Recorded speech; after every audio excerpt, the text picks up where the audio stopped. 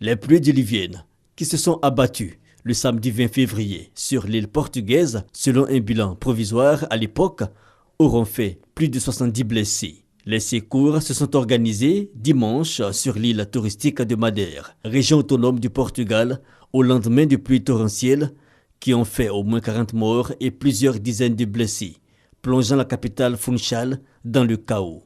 Peu de ressortissants étrangers signalés parmi les victimes de la catastrophe qui a frappé l'île, très prisée par les touristes notamment britanniques et allemands. Samedi soir, le Premier ministre José Socrates, en visite sur l'île située à 900 km au sud-ouest du Portugal, a promis toute l'aide nécessaire pour que Madère puisse démarrer immédiatement les travaux de récupération. Le lendemain dimanche, un avion C-130 de l'armée portugaise devait quitter Lisbonne pour Funchal avec à son bord une équipe cynophile, des plongeurs ainsi que des médecins légistes. Selon les chiffres du gouvernement régional de Madère, au moins 70 personnes ont également été blessées dans les intempéries.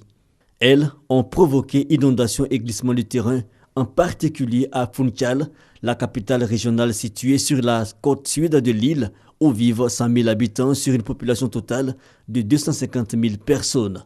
Dans certaines maisons du centre-ville, la boue est montée jusqu'au premier étage. Détritus et gravats encombraient encore la voie rapide qui réunit Funchal à l'aéroport rouvert au matin.